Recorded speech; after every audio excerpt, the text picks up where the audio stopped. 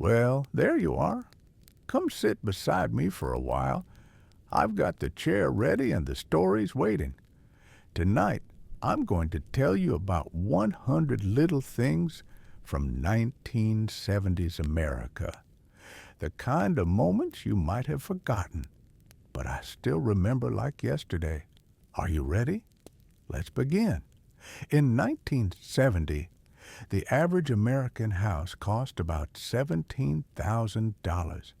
And for that price, you got real hardwood floors, built-in cabinets that lasted forever, and a front porch where neighbors actually sat and talked. Today, that wouldn't buy you a decent used car. Gas was 36 cents a gallon, which meant you could fill up your tank, grab a burger, and still have change for a pack of gum. And the guy pumping your gas, he checked your oil, cleaned your windshield, and called you sir without being asked. The Ford Mustang ruled the streets in the early 70s. Chrome bumpers, muscle under the hood, and paint jobs that gleamed like liquid metal. You didn't just drive one, you made a statement. Every parking lot turned into a car show, and if yours had racing stripes, you were basically royalty. Saturday mornings meant one thing, cartoons until noon, and you didn't dare move from that spot on the carpet. Scooby-Doo, the Flintstones, and Bugs Bunny filled your living room while you ate sugary cereal straight from the box. No DVR, no streaming. If you missed it, you waited a whole week. In 1970, the average salary was around $6,200, and somehow that stretched further than you'd imagine. A family of 4 could live comfortably, take a summer vacation, and still save a little for Christmas. Simple living wasn't a lifestyle choice. It was just life. TV dinners came in aluminum trays that burned your fingers and tasted like cafeteria food, but they were the future on a plate. Salisbury steak, corn, and mashed potatoes, all heated to volcanic temperatures in some spots, frozen solid in others. Families gathered around the table anyway because convenience was still magic. Shag carpet covered every floor that mattered, thick, wild, and available in colors that had no business existing in nature. Orange, avocado green, burnt sienna. Your living room looked like a groovy forest floor. You vacuumed it with a rake attachment, and somehow it still held on to everything from last Christmas. The rotary phone hung on the kitchen wall like a piece of furniture. Dialing a number was a commitment. One wrong digit, and you started over. Long-distance calls were planned events, and if someone was on idly waited your turn or party line, you Paul listened in like it was radio drama. In 1971, All in the Family hit television and changed everything. Archie Bunker said things that made parents cover kids' ears, but everyone watched anyway. It wasn't just entertainment. It was America having an argument with itself in prime time. Every Sunday night, families gathered to laugh, gasp, and probably argue about what they'd just seen. Record albums were treasures you handled like ancient artifacts.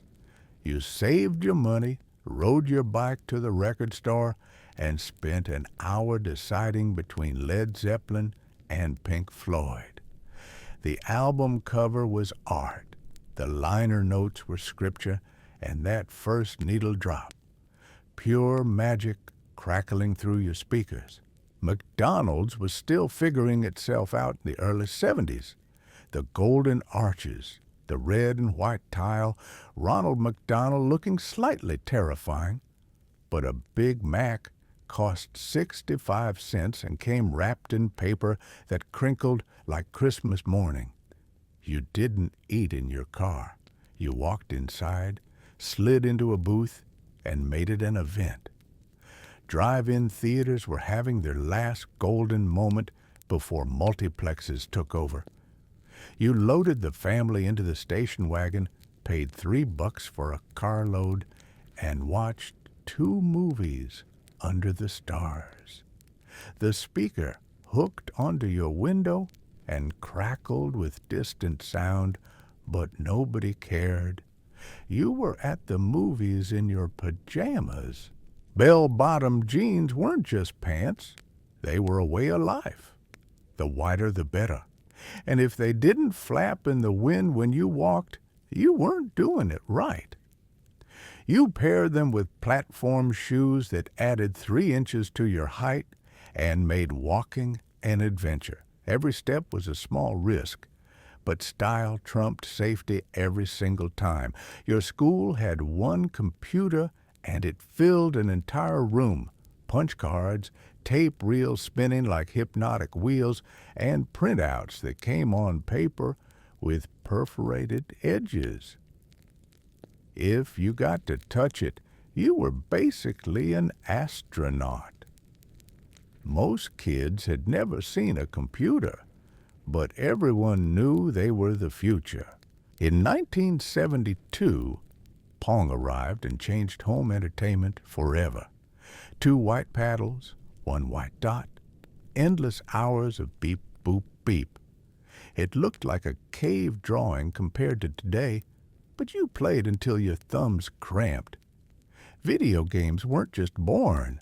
They kicked down the door and never looked back. The corner drugstore had a soda fountain where the pharmacist's wife served cherry cokes and grilled cheese sandwiches. You spun on red leather stools, ordered a phosphate, and felt like you were in a movie. Every small town had one, and losing it felt like losing a piece of your childhood. Polyester suits ruled the fashion world, shiny, synthetic, and available in colors that hurt your eyes. Burnt orange, electric blue, patterns that looked like optical illusions. You wore them to church, to work, to weddings, and somehow convinced yourself you looked sophisticated.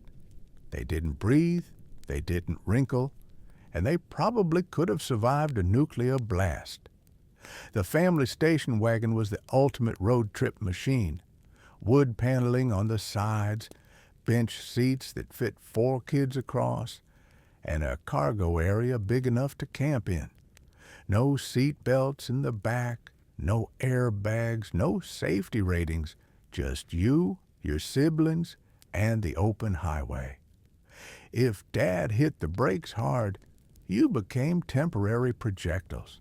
In 1973, the oil crisis hit and gas lines stretched around the block. Suddenly, that 36-cent gas became precious as gold. You planned your trips, carpooled with neighbors, and maybe walked places you'd never walked before. America learned that cheap fuel wasn't a birthright. It was a privilege that could disappear overnight. Your TV had 3 channels, maybe 4 if you lived in a big city, a BC, NBC, CBS, and PBS, if you were lucky. You turned a dial to change channels, adjusted rabbit ears wrapped in aluminum foil, and if the picture was fuzzy, someone got elected to go stand by the antenna and hold it just right. Tupperware parties were social events disguised as shopping opportunities. Your mom went to Betty's house, ate cheese and crackers, and came home with plastic bowls that burped when you sealed them. The containers were space-age technology, airtight, colorful, and guaranteed to keep your leftovers fresh until the year 2000. Saturday night meant Lawrence Welk on TV, champagne music, accordion solos, and dancers who looked like they'd stepped out of a wedding cake. Your grandparents never missed it, and somehow The wholesome enthusiasm was infectious. You found yourself tapping your foot to polka music and wondering if you were getting old. Cracker Jack boxes still had real prizes, not just stickers or QR codes, but actual tiny toys. Plastic rings, miniature puzzles, temporary tattoos that lasted exactly one shower.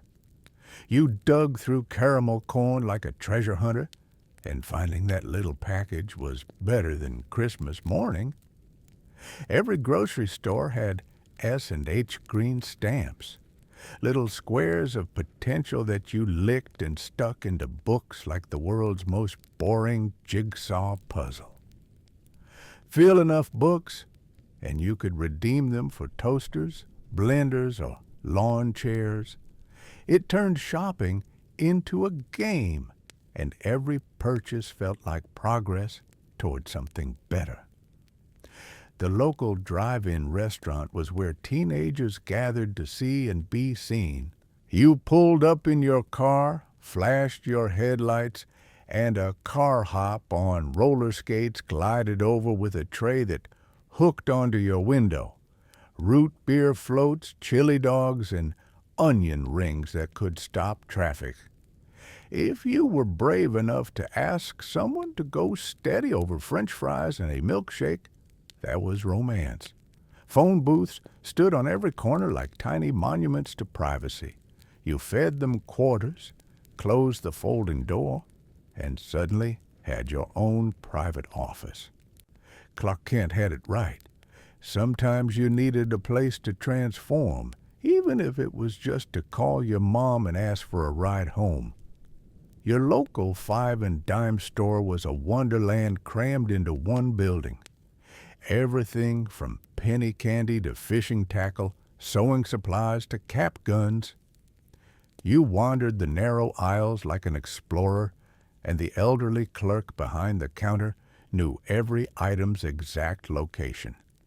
If you had $2, you were practically rich, and you could spend an hour deciding between a yo-yo and a pack of baseball cards. In 1974, streaking became a national phenomenon. People running naked across football fields, college campuses, and even the Academy Awards. It was shocking, hilarious, and completely baffling to parents everywhere. The evening news couldn't figure out how to report it without showing too much. So they filmed a lot of reporters talking to blurry backgrounds. Your neighborhood barbershop was a sacred space where men gathered to argue about baseball, politics, and whether the younger generation was going straight to hell. The barber wore a white coat, used a straight razor for the neck cleanup, and charged $2 for a haircut that lasted a month. Hot lather, bay rum aftershave, and conversations that would make your mother wash your mouth out with soap. Avocado green and harvest gold weren't just colors, they were a religion.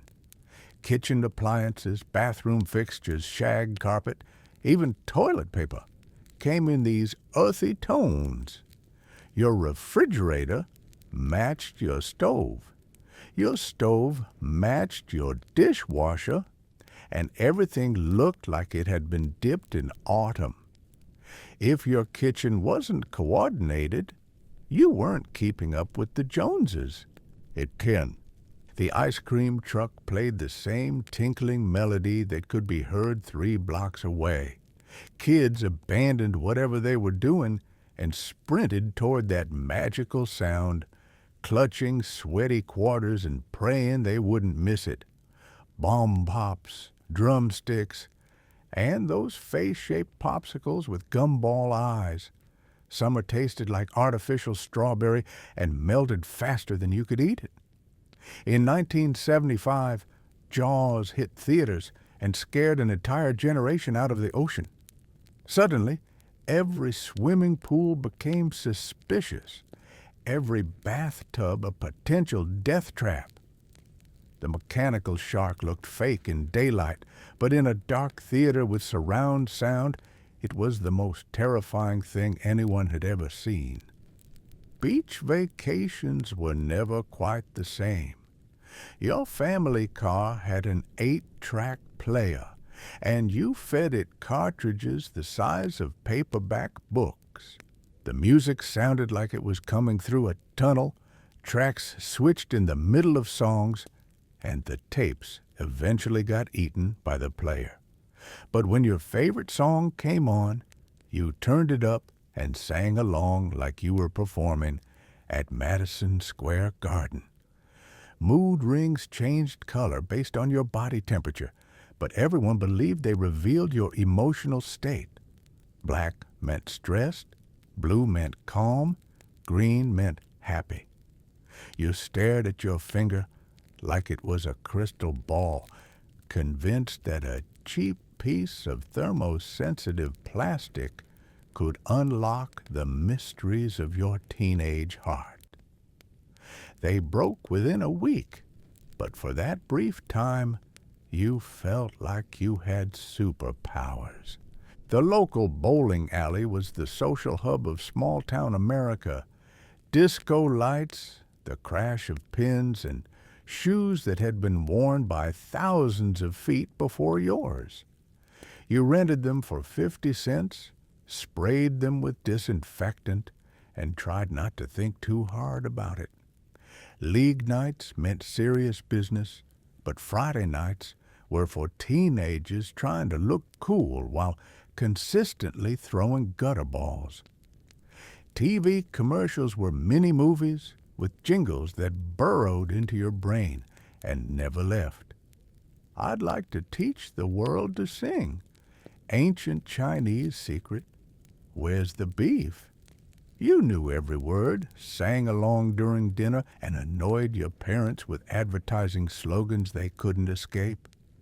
Madison Avenue had a direct line to your subconscious, and they weren't shy about using it. In 1976, America turned 200 years old, and the celebration lasted all year. Red, white, and blue everything. Clothing, decorations, even special edition Pepsi cans. Bicentennial quarters, tall ships sailing into harbors, and fireworks displays that made the 4th of July feel like a national religious experience. For one shining moment, everyone felt patriotic and proud. Your school cafeteria served food that defied description. Rectangular pizza, mystery meat, and vegetables that had been boiled into submission. You ate it on compartmentalized plastic trays under fluorescent lights, and somehow it all tasted better when you were hungry and surrounded by friends. The lunch ladies wore hairnets and had arms strong enough to wrestle a steer, but they always made sure the skinny kids got extra. CB radios turned every family road trip into a trucker adventure. You had your handle, your 10 codes, and your finger on the button ready to warn other drivers about smokies and bear traps. Breaker 19 became part of the national vocabulary, and suddenly everyone was talking like they hauled freight for a living. Good buddies and rubber ducks, the highways had their own language. Pet rocks became the perfect gift for people who killed houseplants. A smooth stone in a cardboard box with breathing holes, complete with a care and training manual. It was the ultimate joke gift that somehow sold millions of units. Your pet rock never needed food, never made noise, and never ran away. It was the ideal companion for the commitment phobic. The local record store was a temple where you worshipped vinyl and discovered your musical identity. You flipped through albums like sacred texts, read liner notes like scripture, and spent your allowance on 12 inches of musical heaven. The clerk behind the counter was a high priest of cool who could recommend bands that would change your life forever. Platform shoes weren't just footwear. They were architecture for your feet. 3 inches of cork, wood, or plastic lifted you closer to heaven and made every step an act of faith. You wobbled, you fell, you twisted ankles, but you looked fantastic doing it. Walking was secondary to style, and somehow everyone managed to survive the decade without breaking every bone in their feet. In 1977, Star Wars exploded across movie screens and changed everything. Suddenly, every kid wanted a lightsaber, and cardboard tubes from wrapping paper became weapons of galactic warfare. You lined up around the block for tickets, sat through it 3 times in one day, and walked out believing you could move objects with your mind. The toys didn't hit stores until Christmas, so you spent months drawing X-Wings and practicing Jedi mind tricks on your little brother.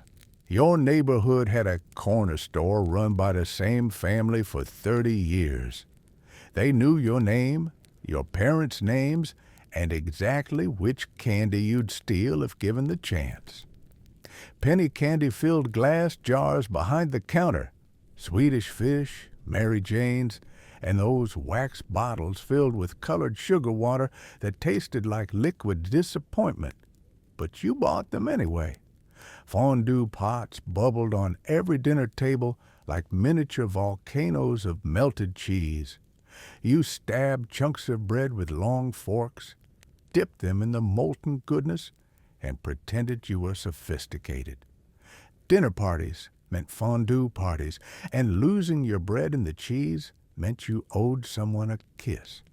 It was messy, dangerous, and absolutely magical. The local skating rink was where romance bloomed under disco balls and purple lights. You laced up rented skates that smelled like feet and dreams, wobbled around the oval while Dancing Queen pounded through speakers, and held hands during the slow songs. If someone asked you to skate during Stairway to Heaven, that was basically a marriage proposal. Your family had one bathroom, and Saturday night meant everyone took turns in the same bathwater. Oldest got clean water, youngest got whatever was left. You soaked in Mr. Bubble until your fingers looked like raisins, and somehow those 20 minutes felt like pure luxury. Bath time was sacred time, and disturbing someone in the tub was grounds for sibling warfare. In 1978, Grease hit theaters, and suddenly everyone was slicking their hair back and wearing leather jackets to the mall. John Travolta made being cool look effortless, and Olivia Newton John made good girls want to be bad. You left the theater singing Summer Nights and convinced that high school would be just like the movies. More singing, less homework. The family encyclopedia set lived on a shelf like a shrine to knowledge. 24 volumes of everything you'd ever need to know, from aardvarks to zeppelins. When you had a school report due, you lugged the appropriate volume to your desk and copied information by hand. Wikipedia was decades away, and research meant paper cuts and heavy lifting. Your dad's toolbox was a metal monument to self-reliance. Heavy steel, no labels, just years of grease and determination. You didn't call a repairman when something broke. You opened that toolbox, grabbed a hammer, and fixed it yourself. Sometimes you made it worse, but that was part of learning. Every man needed to know how to fix a leaky faucet and change his own oil. Macrame plant hangers turned every living room into a jungle gym of knotted rope and dangling ferns. Your mom spent hours tying intricate patterns that held ceramic pots full of spider plants and Swedish ivy. The house looked like a craft store explosion, but somehow all those hanging gardens made everything feel alive and groovy. The TV dinner tray was aluminum art, perfectly divided compartments for meat, vegetables, and dessert.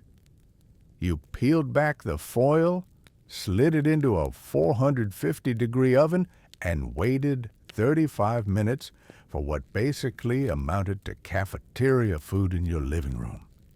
Salisbury steak tasted like cardboard, but you could eat it while watching Kojak, and that made it gourmet. Your local movie theater had one screen, red velvet seats, and a balcony where teenagers went to make out.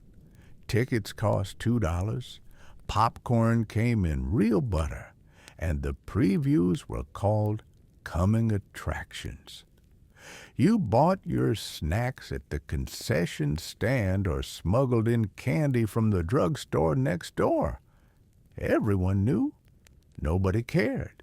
In 1979, the Sony Walkman changed everything. Suddenly, you could take your music anywhere. Jogging, studying, hiding from your parents. You clipped it to your belt, slipped on the foam headphones, and disappeared into your own private concert. Mixtapes became love letters, and sharing your headphones was more intimate than holding hands. Waterbeds were the furniture of the future. Giant plastic bladders filled with heated water that sloshed every time you moved. Getting in felt like climbing aboard a ship in rough seas, and getting out required planning and upper body strength. They leaked, they popped, they made weird gurgling sounds at night, but sleeping on water made you feel like a space-age pioneer. Your school had typing class where you learned to hunt and peck on manual typewriters that sounded like machine guns. You fed paper through metal rollers, lined everything up with rulers, and prayed you wouldn't make a mistake on the final line. Whiteout was liquid salvation, and carbon paper let you make copies the hard way, one sheet at a time. The local pharmacy had a magazine rack taller than most adults, filled with everything from Popular Mechanics to Tiger Beat. You browsed for hours, reading articles about Sean Cassidy and motorcycle maintenance while your mom waited in line for prescriptions. Comic books cost 35 cents, and you could spend your allowance on a stack that would last all weekend. Lava lamps bubbled hypnotically on bedroom dressers like liquid psychedelia in glass containers. You plugged them in, waited an hour for the wax to heat up, and watched colorful blobs rise and fall in slow motion. They were part decoration, part science experiment, and completely mesmerizing when you were supposed to be doing homework. Your neighborhood swimming pool was a concrete oasis, surrounded by chain-link fence and lifeguards who took their jobs seriously. You paid 50 cents admission, endured the mandatory shower, and spent entire summer days turning into a human raisin. The snack bar sold frozen candy bars and red licorice that turned your tongue the color of fire engines. In the late 70s, disco ruled the night, and everyone learned to dance like John Travolta. You practiced the bus stop and the hustle in your living room, wore shirts unbuttoned to show chest hair you probably didn't have, and pointed at the ceiling like you were directing air traffic. Saturday Night Fever wasn't just a movie. It was a lifestyle manual. Your family car had no air conditioning, So summer road trips meant windows down and hair everywhere.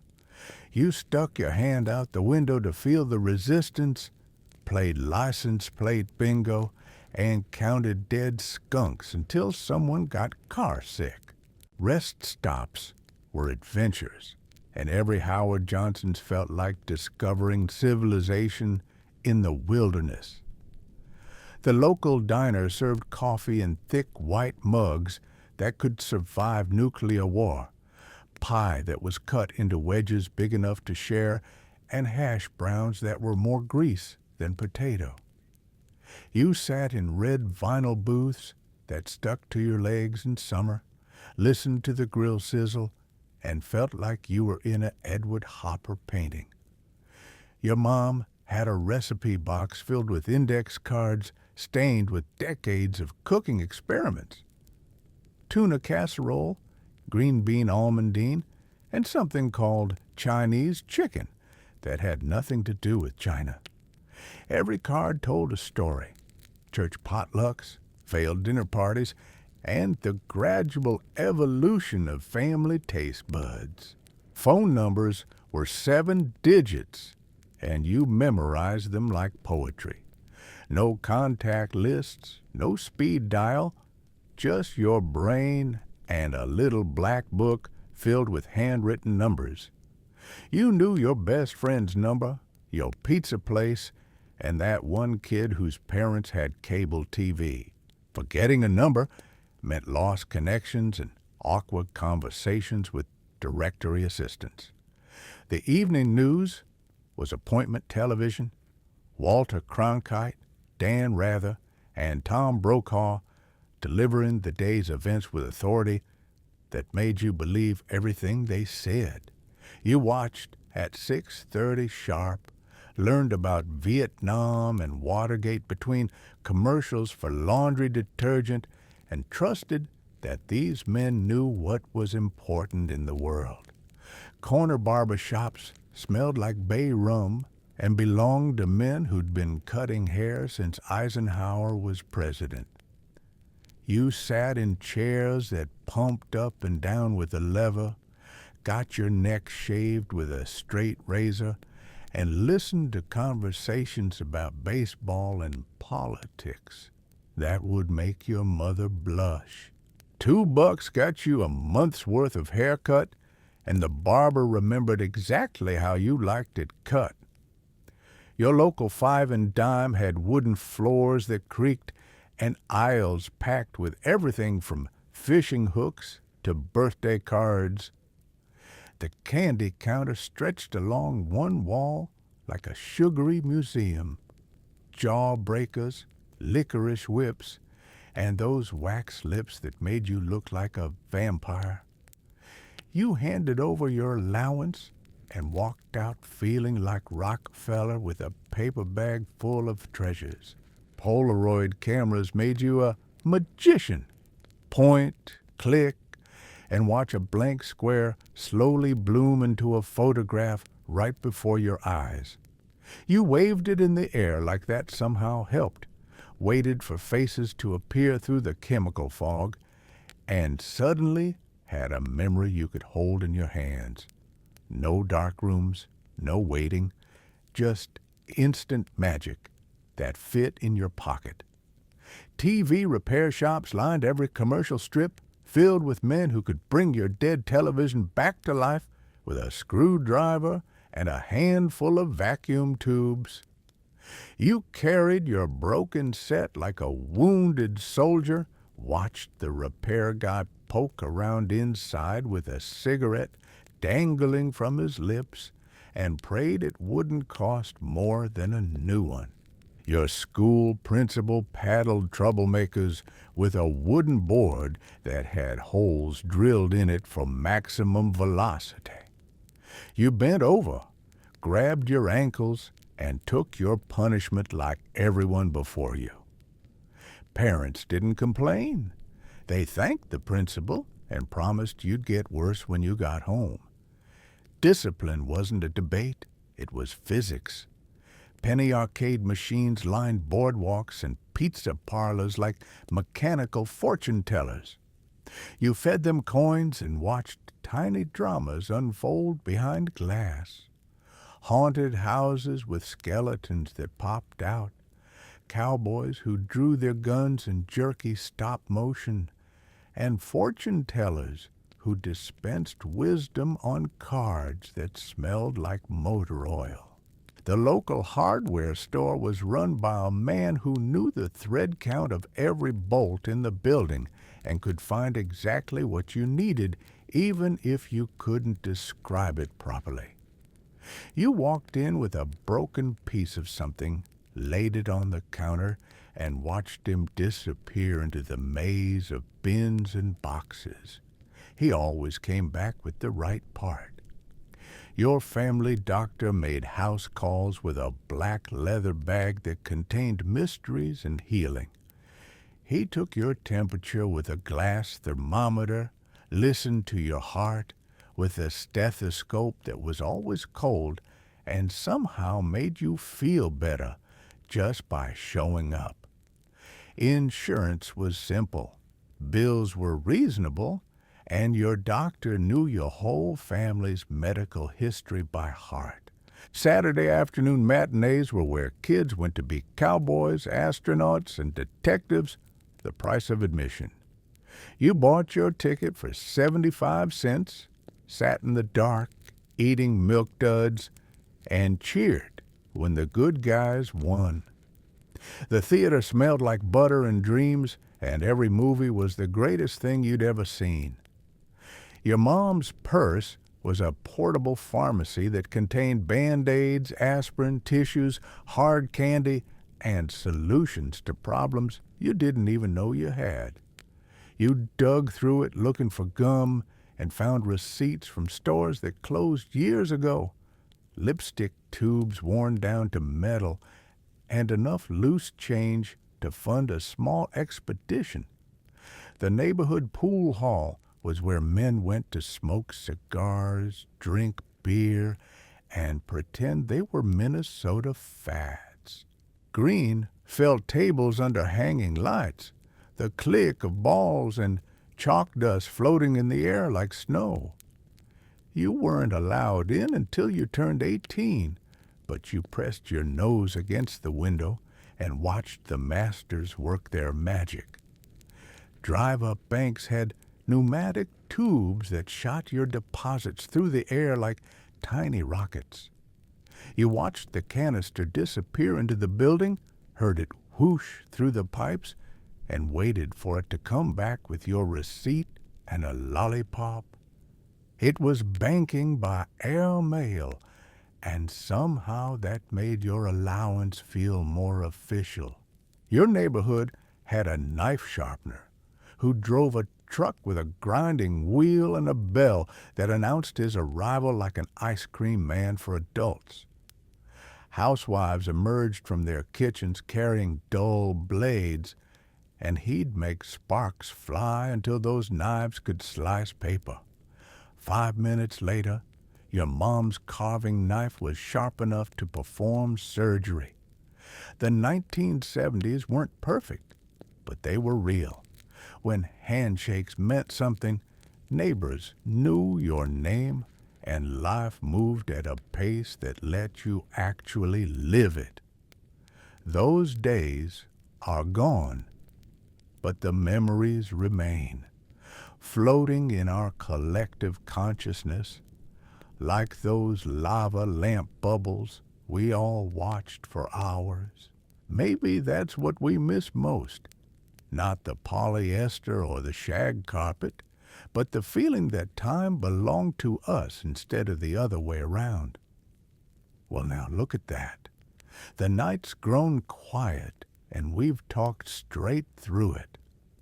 I hope these old memories brought a smile to your face, or maybe helped you see why your grandpa drifts off sometimes when I hear a certain song on the radio or find an old trinket in the drawer. These weren't just things we had. They were the rhythm of our days, the little pieces that made life feel steady and simple. Don't be a stranger, all right? Come back soon and I'll share more with you.